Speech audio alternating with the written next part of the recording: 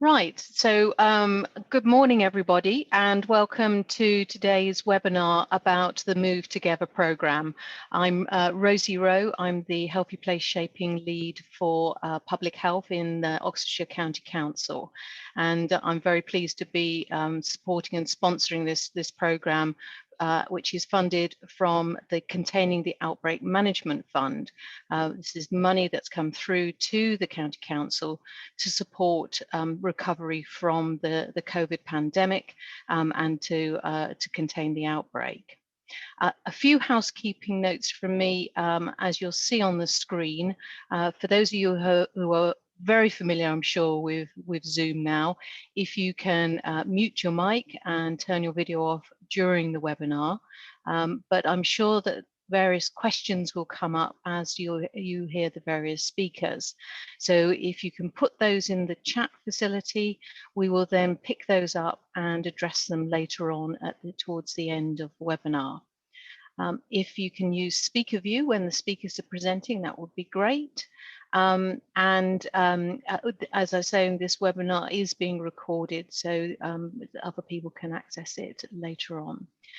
At the end of the event, there'll be a very short survey, literally 4 questions, which we would be really grateful if you could complete before you leave, if that's possible, just to get some feedback on the webinar and whether it answered your questions. And there'll also be an email that will come out to everybody after the event with the recording and slides so that you can then talk to your colleagues about the project. Can I have the next slide, please? This programme is very much needs to be seen as part of a continuation of amazing support that has been provided to vulnerable people during the pandemic. And I would like to take this opportunity of saying thank you to everybody who is on the webinar, because I know the delegates who are attending are absolutely the people who have really reached out and gone above and beyond the call of their job in terms of supporting vulnerable people through the whole of this pandemic. Obviously, there have been all kinds of support that has been offered, from good neighbours phoning up, to providing food, to delivering prescriptions, to reaching out and supporting people through the vaccination programme, just a whole range of activities.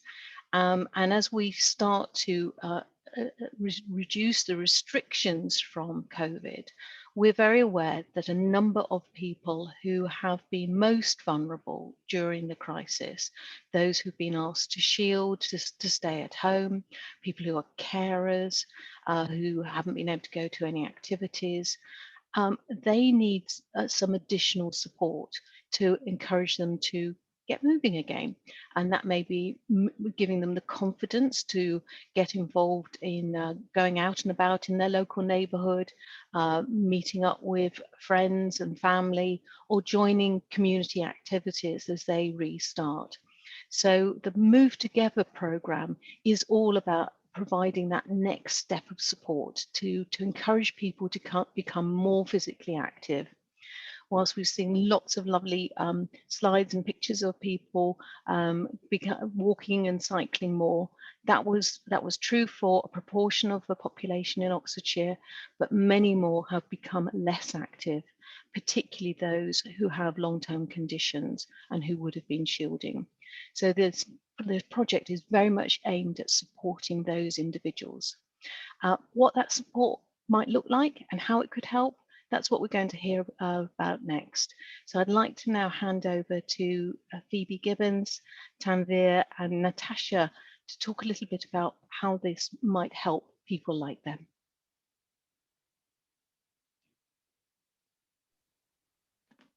Thank you. Good morning, everyone. When the pandemic hit in March 2020, I was extremely poorly and due to have an operation. Understandably, this was cancelled Due to my ill health and cerebral palsy, I was verbally told that I would have to shield. I found this mentally and emotionally quite hard to accept. However, I totally understood I would have to do this, and I knew it was the right thing to do. Um, I would not leave my house for 4 months, and that was hard, particularly as I'm quite an active and sociable person. However, during these 4 months, my health deteriorated, as did my mobility, and I essentially became bedbound, relying on my family to support me with the most basic of tasks, many of which I would usually have been able to do independently. This was due to hospital appointments understandably being cancelled and not being able to access my regular treatment. It was also due to me not being able to do my physio. It was really tough. Thankfully, our wonderful NHS supported me virtually throughout, and despite requiring a second operation, by November I was on the road to recovery, for which I am extremely grateful.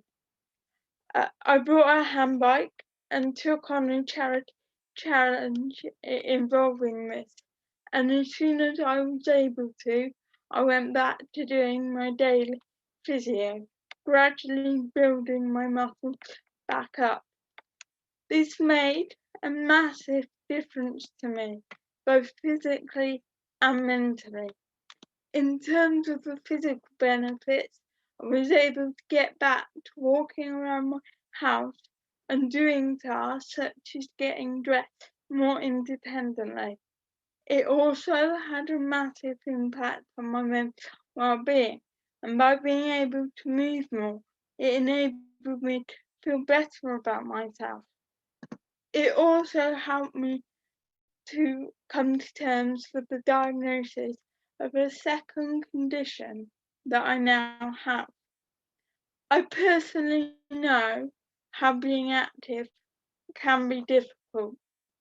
I know how sometimes disabled people are viewed differently in terms of their ability to be physically active, or how sometimes there are no sports clubs to meet individual needs. We need to recognise that people have the opportunity to move within their own homes.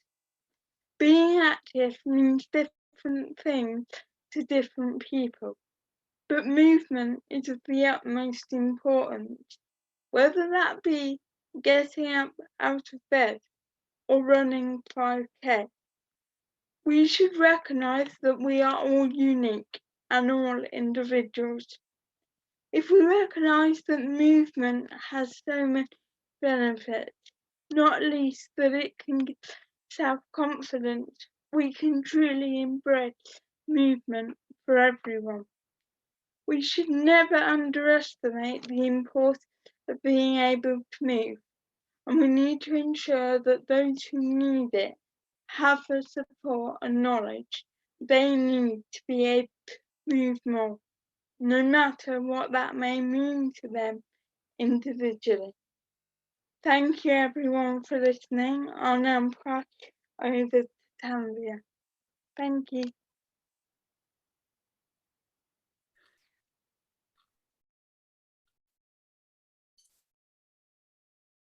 Hello everyone, my name is Tanvia and I'm an active ambassador for Active Oxfordshire.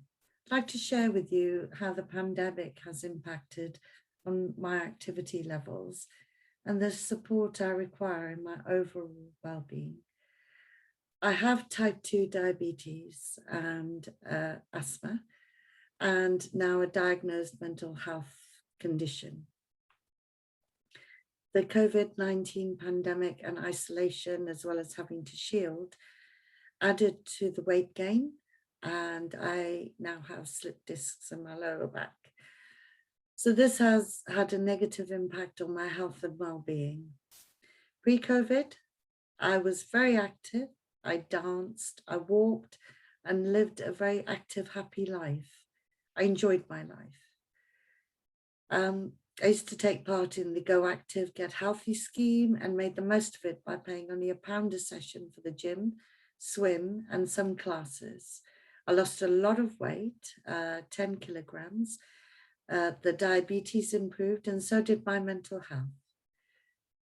Then COVID hit, and I not only lost the access to being active, but also my motivation and confidence.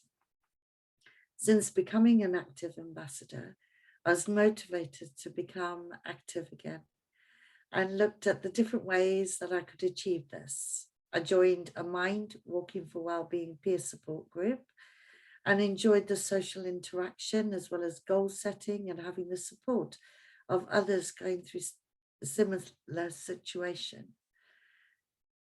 Move Together is a further step forward for everyone. It is a great initiative that is comprehensive and integrates with other services and organizations. It is important to have a personalized plan that takes into account the person's needs and barriers, as well as providing the motivational support required. Having a conversation around goal setting, getting one-to-one support, and finding activities that suit yourself is really helpful to begin to start being active again. There are a variety of choices, which allows me to take charge and create my own path towards my goals. The Move Together pathway has helped me to reactivate after the pandemic, and with all this support, I have a renewed sense of hope for a healthier mind and body. Thank you very much for listening, and I'll pass on to Natasha.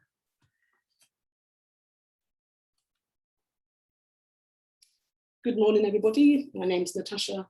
I'm part of the Oxford Ambassador team. And the same as Phoebe and Tanvir have both said to you, I also have health problems. But due to the pandemic, like Phoebe, I was also locked in for 4 months. So after the 4 months, I enjoyed a little bit of freedom, went outside with a friend for a brisk walk. And then I bumped into a friend who told me about a project called Active Reach. And through that project, it's allowed me to be more physically active. But before I talk about my physical activity, I want to talk about how I was a very mobile person and then went from a mobile person to a very sedentary person, from not doing nothing through health conditions, bad back, pelvic problems like Tanvir type 2 diabetes, and put on weight. So I also having struggled with very low mood, which was very hard for me to interact with my friends as they see me as a very bubbly, outgoing person. So it's hard to express to your friends about your mental well-being that you're feeling low because you can't be active. But as I said, through Active Reach, I met a lady called Emma. And I have to say, from the pandemic, it's kind of brought out a positive for me, because from the Move Together, and like the ladies Tanvir and Phoebe have mentioned, it's let me know, like other people, somebody like me can still be active even through a hard situation. So I got a bicycle because I can't walk very far. So I got a bicycle, started doing lots of cycling, and then got around to meet other people. I got involved with a project called Ready, Set, Go. Got to work with Active Oxfordshire and met lots of people. So I've kind of gone from somebody who's from low mood to a much higher mood because I got a job. So I've actually begun to help people similar to myself, which was absolutely wonderful. And yeah, I've just been around the community, helping other people who are in situations like myself, learn how to cope with being in this situation. So yeah, I thoroughly enjoy working with Active Oxfordshire. And I think being active is one of the most important things for your mental well-being. So I think people like ourselves, we know the situation of how it feels to be in this position, and we're one of the best people that could help other people come through the hard times of not being mobile. So for myself, I can't run, can't jog, but I can ride a bicycle. So feeling the breeze through your hair, seeing people and going and looking at nature, it's very well for your mental well-being. And I'm very grateful that I've become part of the Oxfordshire Active Ambassador team. And I look forward to working more with the rest of the team. So I'll pass back over to Rosie. Thank you both thank you, Natasha, Phoebe and Tanvir, so much for your stories and your input. It's really, really powerful hearing how the pandemic has affected individuals, and the importance and the benefits of movement to enabling you to both improve your physical health and your mental well-being. Little note in the chat from Rosemary about some wellbeing walks that you've set up. That is fantastic. We'd love to hear more. Please do email the Active Oxfordshire team about those. And anyone else who's set up something like that, we would love to hear more about it. As a bit of information, this is the very first webinar about the Move Together project. So it's not surprising you haven't heard about it before. This is literally the launch. So we'll be looking to everybody on the call to help with promoting and spreading the word about the project. So to hear a bit more about what it will look like in detail, I'd like to hand over to Heather, a colleague from West Oxfordshire District Council, to describe the pathway in a bit more detail.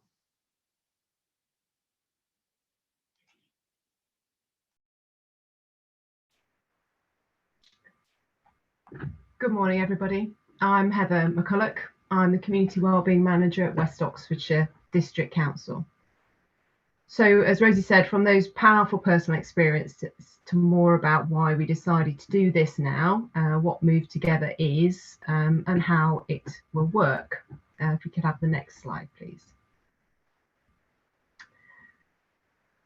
So as part of the national response, district councils were tasked with checking in on those classed as clinically extremely vulnerable. Obviously, we heard from lots of people during the emergency, but we were certainly tasked with contacting that group. And from this incredibly privileged position, we talked to many, many residents. Lots of people were finding themselves feeling vulnerable for the very first time, frightened about the situation in many cases, and not ready to reach out to specialist services quite yet. Others were well acquainted with health and social care, but were feeling isolated and missing the usual pattern of support, as others have earlier described. As time has gone on, I think people have told us how they've struggled with feelings of isolation, loneliness and loss. Many people have been unable to leave the house, not even for a short walk to the post office. They've missed the chat with a neighbour over the fence as he walked the dog, missed meeting up with friends in the pub, or even catching a bus to the shops. Those seemingly minor actions are so important, both for our mobility, keeping us fitter and stronger, and for our mental health, keeping us connected with other people. And as restrictions relax, many people remain uneasy about stepping outside and picking up their pre-COVID routines. And they're struggling with the impacts of this period of confinement on their physical and mental health. And this is where we hope Move Together can help. Next slide, please. So what is Move Together? Well, it's a year-long programme, as Rosie said, supported through the Contain Outbreak Management funding. Think of it a bit like a free health membership to help people to get moving again, and through that to improve their health and well-being overall. Now, we're not talking about running a marathon or even running a mile, and we're not talking about playing a sport as such. This is a pathway to activity. It's about adding more movement into every day around the home, around the garden, or in in your immediate environment, your village or your street. The intention here is really to help people to rebuild confidence and to improve mobility steadily and safely. So it's a menu-based approach. It's tailored to fit each person, but it has the advantage of one-to-one phone support throughout the programme, because we know from experience how much difference that personal support and encouragement can make. We've designed the programme to deliver activity. It's not just about signposting, and it bridges that gap between now and a future that feels more familiar. Because Move Together is delivered through a partnership between Active Oxfordshire and all the district councils in Oxfordshire, it's combining a place-based approach whilst carefully coordinating it to roll it out across the whole county. Next slide, please. And lastly from me, just something about how Move Together will work. I mean, we're building on the architecture of a tried and tested Go Active, Get Healthy programme. Some of you will recognise that. It's deliberately easy to navigate through a single point of access and has local delivery and coordination from district council colleagues who know the communities well and know many of the small super local organisations that have been so fabulously active during the emergency in supporting people. Participants can self-refer, or they can be referred through a health or social care professional. There is a strong evidence base for this type of approach. It can be really effective, both in terms of physical recovery from injury and illness, but also our psychological recovery. So really, really important at this point in time. And of course, we hope very much that it can make a significant contribution to support people to regain that confidence and the independence and the connections with their community, their neighbours and their friends. Thank you very much. I'll now hand over to Kath, who's going to provide more detail about accessing the Move Together pathway.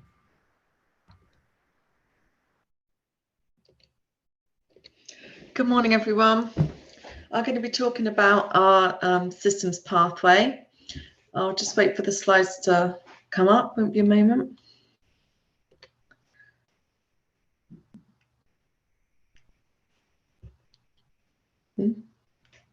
Annie, have you got the slides to share, or did you want me to share mine?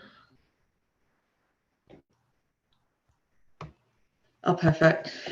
Here we go. So we're going to talk about the pathway. Like Heather mentioned, we've got an established systems pathway in place that we've tried to make as accessible for all and have a person-centred approach on that. So moving on to the next slide, please. I've tried to make the pathway, as Heather said, accessible for all. We've got individuals we want to refer onto the programme. We know that our community partners, such as yourselves, are key to working with those shielded and vulnerable people to signpost them into the pathway.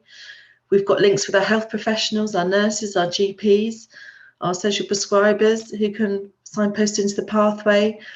And we're also working with our Oxford University hospitals and our cardiac rehab teams and respiratory teams to signpost into the pathway. So how can they do this? They can signpost into the pathway through our self-referral inquiry form for our individuals and community partners. Tom at the Oxford Code Lab has created a bespoke new pathway for the programme, a new platform. And one way is by going onto the Move Together platform at movetogether.org and completing the inquiry form there. Our other way is by going on our Get Oxfordshire Active web page, and also through having direct phone calls to our district coordinators. It's the same with our community partners. It's the same inquiry form, the same methods, but we know that some people are going to need a bit more support. Not everyone's got access to the internet, hence sort of having phone calls as well. And some people could be visually impaired or have difficulties reading, which is why we sort of want our partners to help signpost in as well. We do just ask that you do have sort of informed consent from the individual if you're going to do that. Our health professionals and our primary care providers, we want to refer via one physical activity form through the EMIS system. We're working with our primary care providers to establish this at the moment. And it'll mean there's like one point of contact for anyone looking to move more via our health professionals. Again, with the Oxford University hospitals, they're going to be using their existing forms for cardiac rehab and for respiratory teams. We know that long COVID has affected people across the county, and we're keen to sort of support those individuals through the Move Together pathway. So anyone sent through via our health professionals or the OUH will come through on the secure NHS.net system. So what happens once those forms have been filled in? Where do they go? So they'll all go towards our district coordinators. Each of our districts across the county have coordinators sort of running the inquiry process.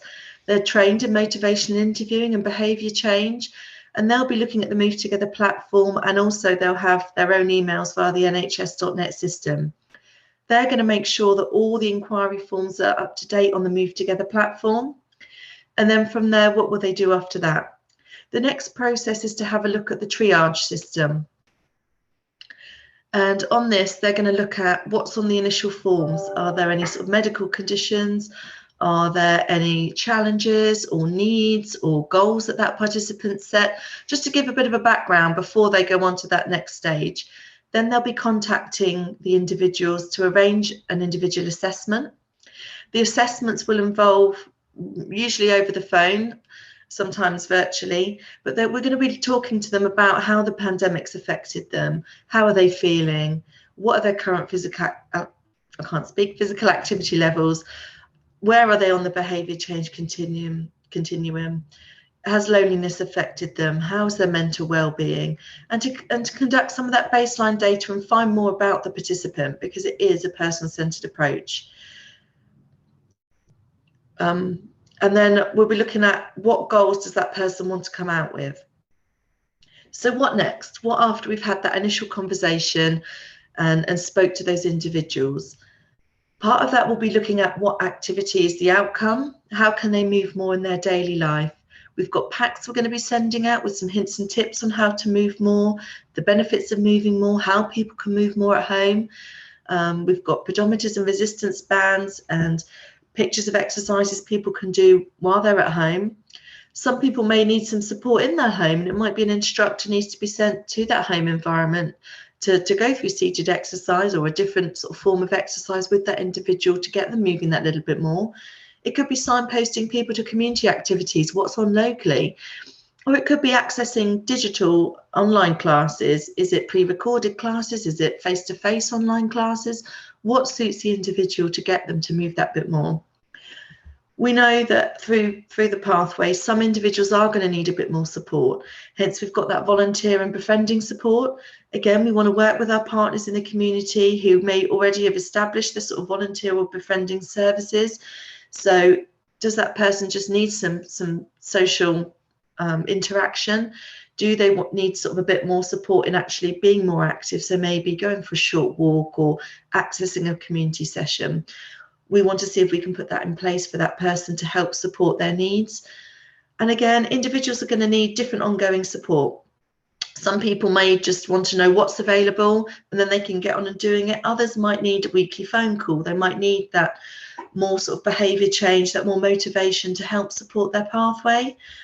And then again, we're going to follow up with participants at 3 and 6 months to have a look at their baseline measures, have a look at the reflection on where they've come and how they're progressing through the pathway.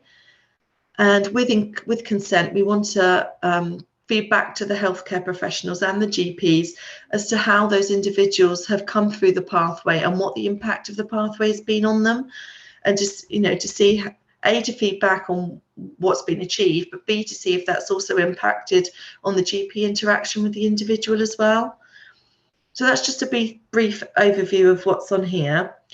And there is a chance for questions at the end. I can see some questions coming in, and I'll pass you on to Emma, who's going to talk more about activity. Thank you. Good morning, everyone. I don't have slides, so I'm afraid you have my face this morning. So just to kind of lead on from what Kath was saying, and to talk you through what happens when we as district coordinators and the kind of support team on the Move Together programme receive one of your referrals. So when we receive a referral, we really want to get to know the individual. It's important that at that early stage we just reiterate that informed consent has been given and the participant wants to be part of the pathway. And as has been said, ultimately this is a pathway into activity. But what that pathway looks like isn't set in stone, and it will be different for every single individual that we have on the programme. So this is the beauty of the pathway. It's completely person-centred and it offers bespoke behavioural change support. So what will participants experience once we receive a referral and we pick up the phone and we make contact?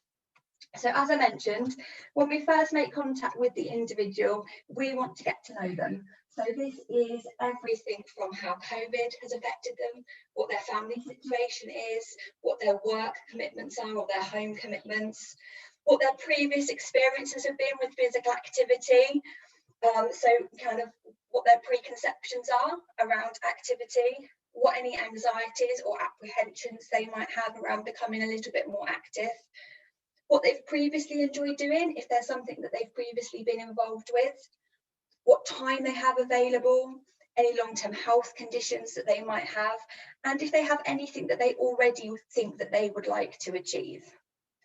We also want to work with the individual to set agreed, personalised goals and to spend time discussing with them what support they think they need to help them achieve those goals. And that's going to look different for everybody. So for some people, they might be referred onto the programme and they have a really clear idea of what they want to do. That might be that they want to attend a health walk because they know their neighbour goes and they just need a little bit of help accessing that. So our job might just be to support them with some signposting of where their local health walk is and to make it easy for them to access that. For others, who might have some anxieties around being out and joining groups, might have long-term health conditions that mean leaving the home is a little bit more difficult. This could involve home exercise resources and agreed additional support, which encompasses motivational interviewing, more support with goal setting. So kind of more hand-holding to support that individual through that behavioural change process into maintained physical activity. Others on the pathway might decide that a weekly text would be really useful to kind of remind them to get out and tend to their garden like they said that they'd really like to. There really is no set formula for what this pathway looks like. It leaves the flexibility to ensure the support offered is individualised and entirely bespoke, and hopefully gives the individuals on the pathway the best experience and the best chance of sustaining physical activity in the long term. To support the pathway, the Move Together coordinators are also carrying out a piece of work around activity mapping. And the benefits of this piece of work are twofold. So firstly, we know that there's an awful lot of physical activity provision and support across the county, but knowing where that is often quite challenging. So it enables us, as part of this piece of work, to have a really clear picture of what physical activity provision there is, what support there is available. This gives us more opportunity to support the individual to access a suitable activity which is local to them, which is affordable, and which is something that we think and they think that they will enjoy. Secondly, and just as importantly, it allows us to establish any potential gaps in activity and gives us an opportunity to try and add some support which we think might be missing. Hopefully, not only supporting the pathway, but ensuring sustained provision into the future as well. I think the most important thing about Move Together is that we're able to shape the programme throughout the course of the year and beyond. So we're able to offer to the needs of the individual, focus on what works for them and not necessarily what works for us. So I'm going to pass on to Casey, who will provide more detail about how we can support workforces involved in the Move Together pathway. Thank you, Emma. Hi everyone, I'm Casey Dunlop. I'm the Active Medicine Programme Manager, and I work for Active Oxfordshire as well as Get Berkshire Active and LEAP, which are the active partnerships for Bucks and Berkshire. So we've heard a lot about how the Move Together programme will support residents so far. So I'm going to talk for the next 5 minutes about what training is available to support workforces around physical activity. Next slide, please. And next one, thank you. So we are lucky that, that there is a lot of training provision for workforces around physical activity and behaviour change in Oxfordshire. And what each of these trainings really tries to do is help staff and volunteers feel more confident in talking about moving more with residents or clients or patients, and to help them feel confident in starting that conversation. The training would help them to learn evidence-based tips to support people to be more active, as well as information around the benefits and the importance and guidelines. And what we've also noticed from the trainings that we've delivered is that it has the added bonus of helping staff to reflect on their own health and well-being and think about their own physical activity levels and what that means to them. For each of the trainings, they would all be free and come with certificates, resource packs, and be able to connect staff and volunteers onto teams for that further support.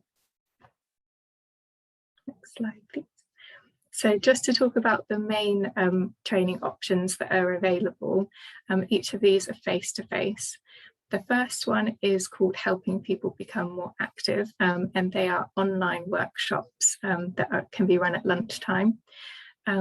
They are delivered by Active Oxfordshire or the Move Together district teams, and are aimed at the community and voluntary sector staff, and would cover both physical activity and behaviour change. The second option is physical activity in clinical care. That's delivered by a Public Health England clinical champion and facilitated by Active Oxfordshire. And this one has more of a clinical focus, so it would be for those patient-facing roles and aimed at healthcare professionals. And the third option would be behaviour change and conversation skills training. So that covers motivational interviewing and making every contact count. And in those trainings, participants would learn a little bit more around behaviour change theory and goal setting, and really more detail about how to have those conversations. And that is being offered by Oxfordshire CCG. And if you are in Oxford University Hospital, there is behaviour change training also offered by Here for Health. And from the CCG, that training is offered to both healthcare professionals and the voluntary and community sector. Next slide, please. By staff and volunteers joining this training, they would be effectively joining a movement themselves. So physical activity training has been happening across Thames Valley since the pandemic. And over the last 12 months, around 1,000 people have been trained in physical activity. What we've seen as a result of the training is that people feel more confident to have those conversations about getting people to be more active, and they feel that physical activity is more important at the end, by the end of the training. And the sessions have been delivered across a whole range of roles, from GPs, nurses, physios, to social prescribers, volunteer befrienders, advisors, support workers. So really anyone with a resident-facing role that has that opportunity to support someone to be more active. And there's just some quotes on the screen from some of the trainings that we've run.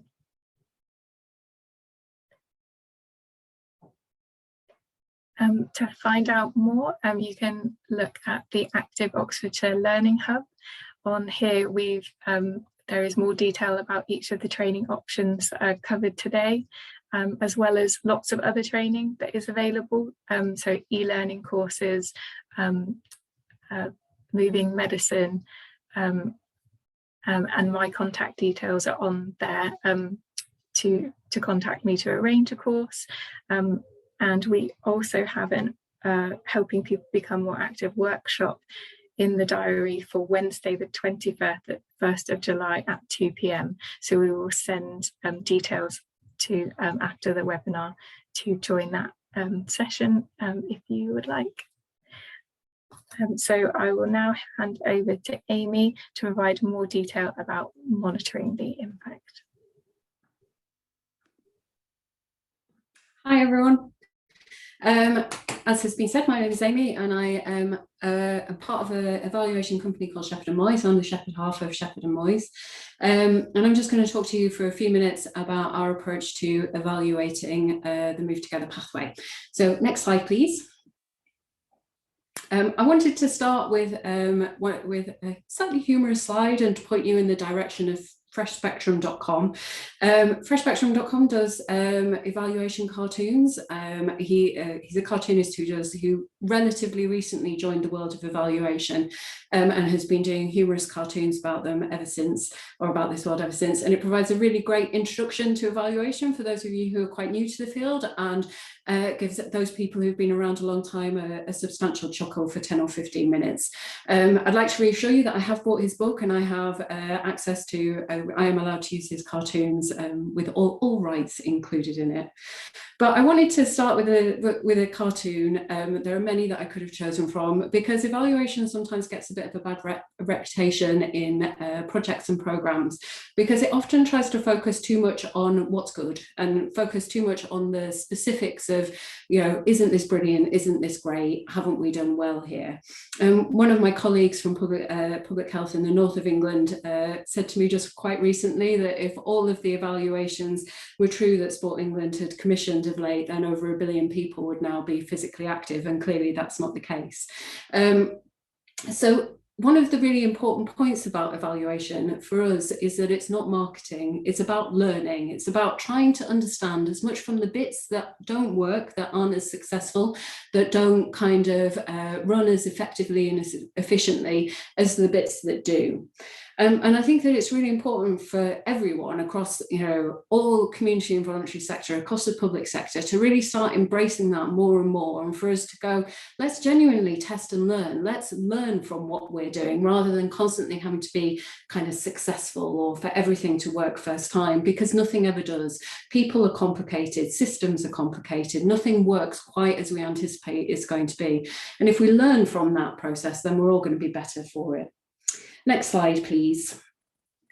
So at the heart of our approach to evaluation is a really, really simple idea. And I often find that the simple ideas are the best ones. And the simple idea that sits behind our approach to evaluation is that there is a clear connection between what you do and what you change.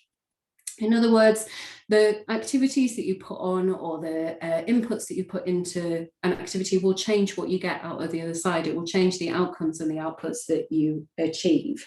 And really good evaluation tries to understand both sides of this. So instead of just trying to understand what's changed, or just trying to understand what someone's done, tries to understand that interplay between those two ideas. So understanding both sides of that equation, that really clear connection between what you do, how you operate, the level of empathy that you show, the way that you interact with people, and how that leads to people's likelihood of change happening as a result. Next slide, please. So our approach is a really simple one, which is to kind of get out there, make use of the platform that has been created, which is going to capture all of those conversations that happen with people. We are very passionate as an organisation about not making evaluation onerous and not asking people the same question twice. So making sure that we add value to all of the activities that are going on there. So our approach is going to be to combine quantitative tools, so that's things that you count, and that is going to tell us what's changed as a result of the Move Together pathways. So that'll tell us whether people's well-being has improved, whether people's physical activity has improved, whether people's social isolation and loneliness has improved. Are people actually going out more as a result of engaging with the pathway, if that's appropriate for them to do? But then crucially, we're going to combine it with those qualitative tools. So we're going to, those stories of change. I thought it was really wonderful to hear the stories at the start of this programme, and that's what qualitative stories do. They help kind of bring to life what a project or programme is all about. And that element of qualitative work tells us how and why a change has happened. And that really gives us that detailed insight into the change that we've seen and what it was about the delivery that led to that change happening. It's also really important for us to be able to understand the system in which the Move Together pathway operates. As I've already referenced, people are complicated, but systems are complicated. How does the Move Together pathway interact with the community and voluntary sector? With those, we've already had a couple of points come up around the mental health walks that are going on. Where do they add value to? Where does it all connect together in order to add most value to the people of Oxfordshire? Ultimately, all of these activities are about making everyone's life a bit better and to make everyone's kind of perception of their health and well-being kind of better. And we want to understand how those systems work together in order to do that. I, like in common with, I'm sure, many of the people who've been on this call have worked in the community and voluntary sector for many years, and also interacted very closely with the public sector. And I know that if I needed support, I would know where to go to get that support. I know that as a voluntary organisation who could help me, I would know what doors to bang on at the public sector in order to get that support to me. But the reality of the situation is that most people don't know that. And so our first task with the evaluation, and the first kind of key bit of insight that we're going to be able to provide from the Move Together pathway, is to understand who it has reached. Has it reached people who had the resources to make this change anyway? Or actually, is it getting down into those people who really need it? Is it being able to reach those people who've had really challenging times over COVID, who need that additional support, who need that additional expertise in order to help them get out to get out and to move more? So our first piece of work is going to be all about understanding who the Move Together pathway has reached and what that means in terms of moving forward. So in terms of your connection with the evaluation and what this all means, over the next few weeks and months, you will receive the odd survey request from me. You will receive the odd request for an interview. You might ask you to connect us up with some of the people that you've referred onto the pathway, either people who've taken up the opportunity or those that haven't. And I would really encourage you to engage with this evaluation work that's running alongside the pathway. Everyone who's involved in the Move Together pathway is really committed to learning and to understanding what works, not just to improve the lives of the people in Oxfordshire, but to share that more broadly across the country and to help more people be able to move more as a result of the learning from these kinds of programmes. Anything that you contribute, either by filling in a short survey or by kind of speaking to me or one of my colleagues on the phone, is all going to help us do that. So I'll draw my bit to a close there and hand back over to Rosie to draw us to an end. Thanks very much, Amy. And I think one point I'd like to pick up on your presentation is it's really going to be important to understand not only who does participate and hopefully benefit from being on the pathway, but actually those who don't, and why it doesn't work for them, and what potentially we could change to make sure it does in the future. So this is a model, as I think has been really clearly demonstrated by the team, which is very bespoke, very person-centered, and very flexible. So if we find from your feedback that it's not working for some people in some places, then we need to hear about it. So I'd like to raise a couple of questions now in terms of things to think about as we go into the next Q&A session. I guess from a participant perspective, you're probably thinking about how you can interface and engage with this project. And we've already had some comments in the chat about, you know, how it could work with signposting people to it in terms of activities that some of our food hubs are providing, some of our faith-based groups are providing support. So what I'd like you to, everybody on the call, to think about is, how can you connect people who you're in contact with and encourage them to engage with the programme? And I'd encourage you to think about that both personally and professionally. I'm sure that most of us on the call actually are based in Oxfordshire, live in communities, and will know people in our own neighbourhoods who would benefit from this programme.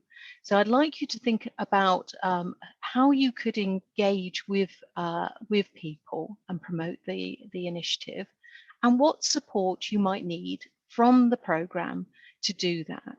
So is it about support from the in terms of expertise in talking about exercise that Casey has talked about in terms of the moving medicine training? Or is it other forms of support? Is it promotional material, old-fashioned hard copy leaflets, or is it something lighter touch and digital?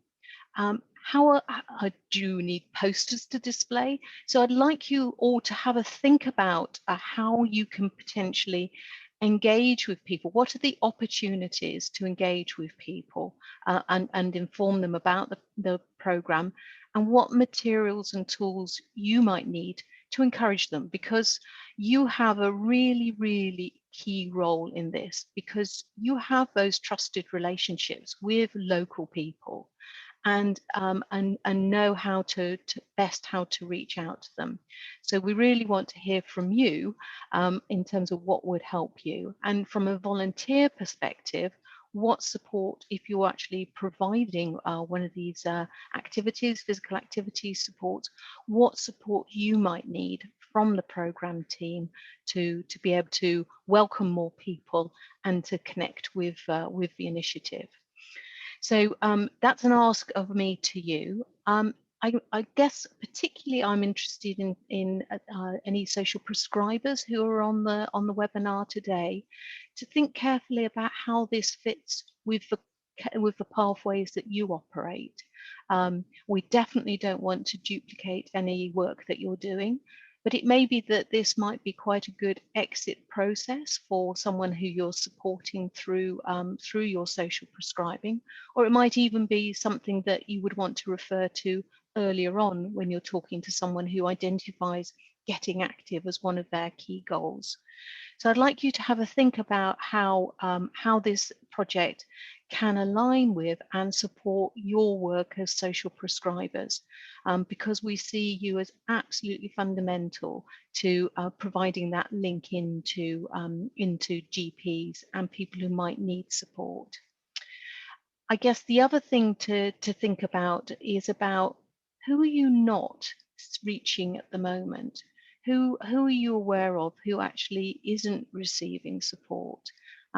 Because we know that for some people, they may feel that reluctant or lacking in confidence to engage with services. They may not trust the services that are being offered from a statutory perspective, but they do trust local community activities. So who are the people who ordinarily might not engage with this kind of program, and who could potentially be helped to do so? And how can, again, the project team help with that?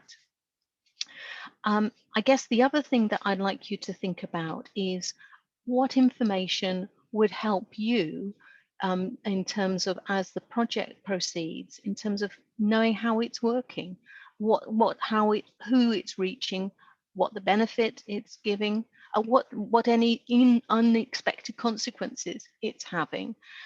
Amy's talked about the evaluation. What would you like to hear? What information would you like to receive?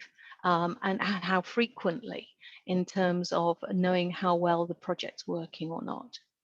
So I think those are just some of the things that I'd like you all on the webinar to think about in terms of how best you can engage with this, and also how you can spread the word more widely with the people that you work with in your GP practice, in your community group, in your voluntary organization.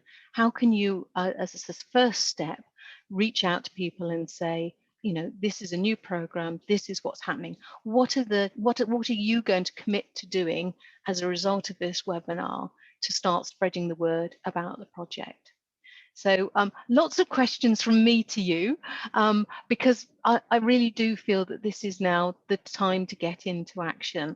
We're aware that obviously restrictions in terms of personal movement are decreasing, but that may make people even more anxious about getting out and about. So we really do feel that it's a very timely response and a very local support that's needed to encourage people to become more active. So I'm going to bring the first part of the webinar to a close. We're now going to go into the question and answer session that Annie Holden from Active Oxfordshire is going to lead. It's been fantastic to see the work that's already happened in terms of the system-wide working between the district councils, the county council, Active Oxfordshire, and the myriad of community groups and voluntary organisations who make such a difference in providing support, together fundamentally with the invaluable work of the NHS. This is about us all continuing to work together in the way that we've worked together throughout the pandemic. And really to close this section in terms of thinking about what Phoebe and Tanvir and Natasha said, that, you know, movement is for everybody, it's for everyone. It is really, really important for both our physical and our mental health.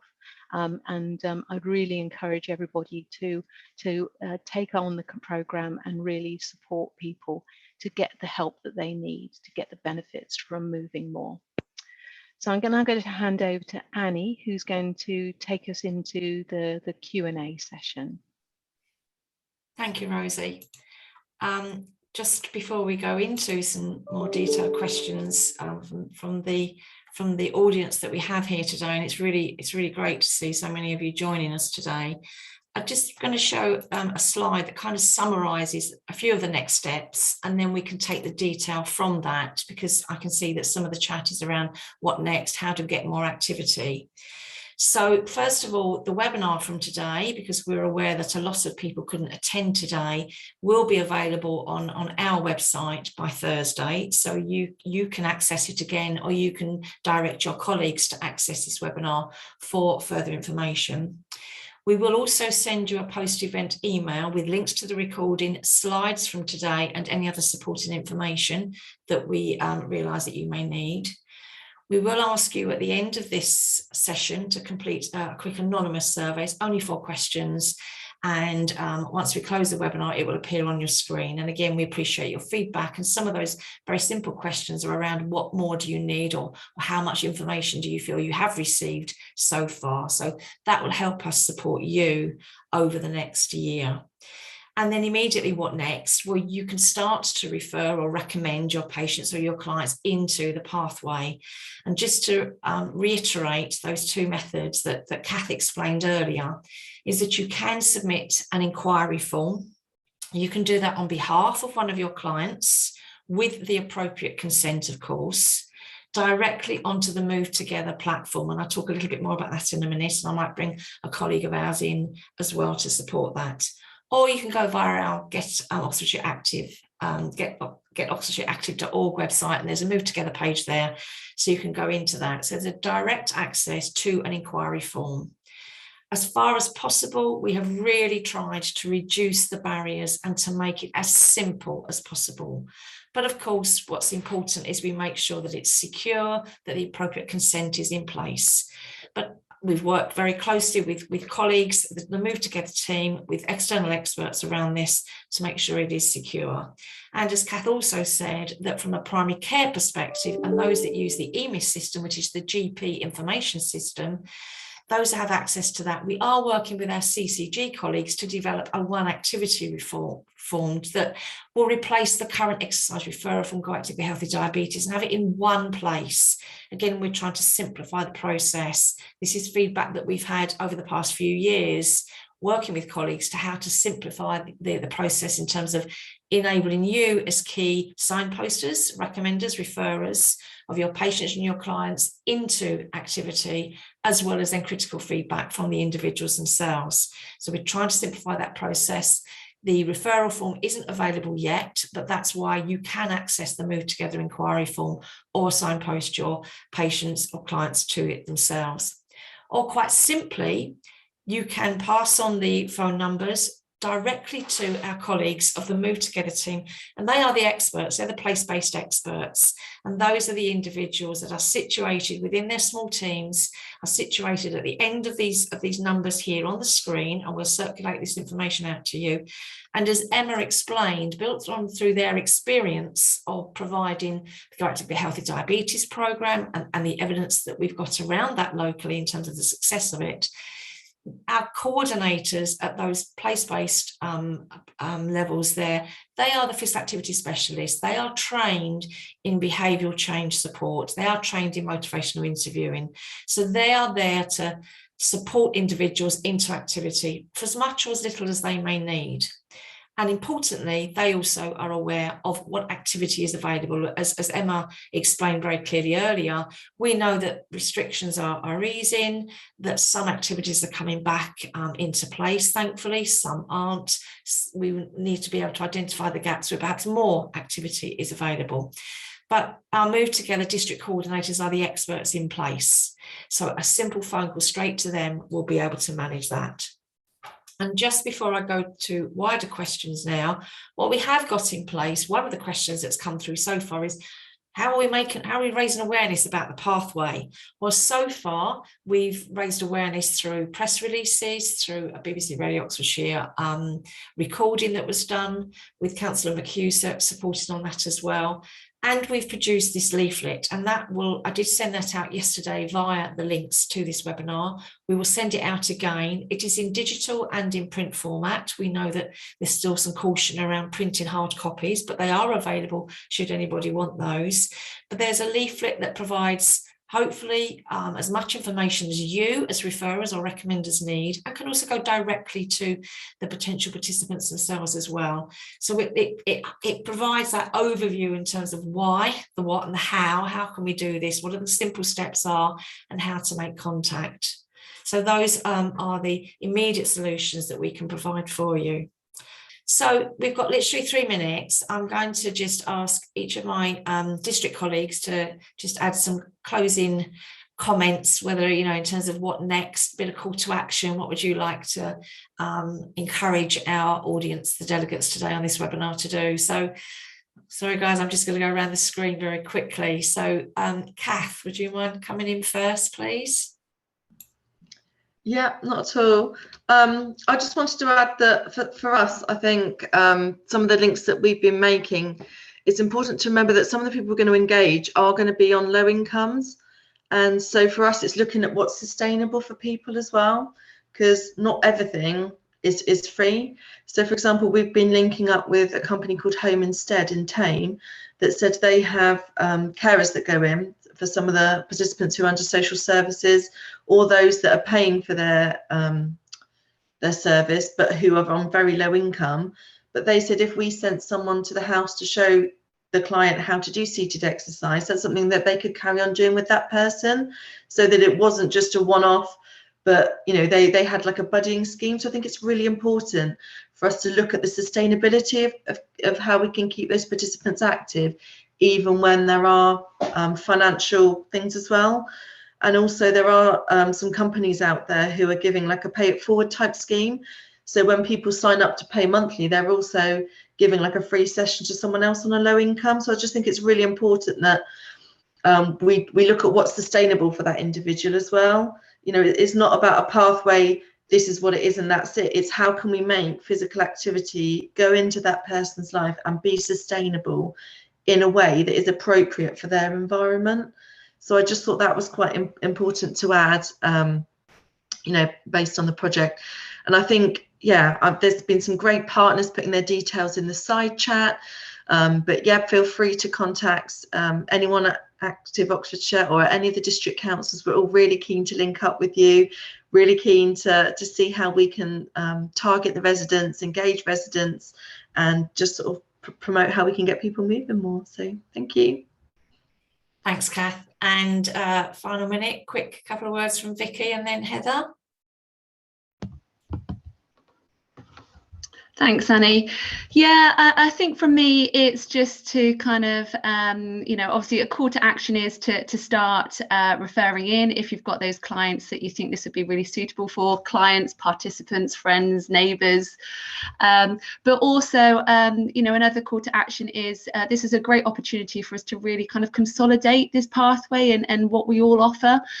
You know, so obviously if there is opportunities for that kind of cross referral, if, you know, some of the one-to-one support that you're offering you think would be really a really brilliant addition to this pathway. It's also kind of how we can come together to make this sustainable, to really provide the best services possible to these residents across the county that have had a very tough time. Obviously we all have, but a really tough time. So you know, it's thinking about, yes, obviously referring in and spreading the word about Move Together, please, but also, you know, if you've got ideas, suggestions about how we can kind of really come together, support each other and work together, then really keen to hear about that as well. Thank you, Vicky. And finally, Heather. Well, thanks, Annie. Well, just to say from a West perspective, really pleased to be part of the programme. I'm really excited about moving up to the next gear, really, following this webinar. I'm sure we'll get lots of inquiries coming through. It's been so positive. Thank you very much to everybody that kind of has made this possible, because it's not easy to bring this all together. So we're very excited about it, and we look forward to kind of helping with those questions that perhaps, you know, we haven't had time to answer today, but we very happily answer in the coming days and weeks. And there's no such thing as a daft question, so please do give us a call if you're based working West, want to talk to us. Please do have a chat and we'll see what we can come up with. Thanks very much. Thank you, Heather. So just to close off then, just to say thank you very much to all of my colleagues and to Rosie for chairing the session. A huge thank you to Natasha, Tanvir and Phoebe for that very powerful opening, which really says why we're here. So thank you so much for contributing to that. And a huge thank you to you as delegates to the webinar, your colleagues, and in anticipation of your support, because again, this could be another example of how we can continue to work together and galvanise the support for our communities and our individuals through the Move Together pathway. As we close, I'm going to launch the poll. Please complete that before you do completely sign off. Thank you again, and we look forward to working with you again soon. Thank you.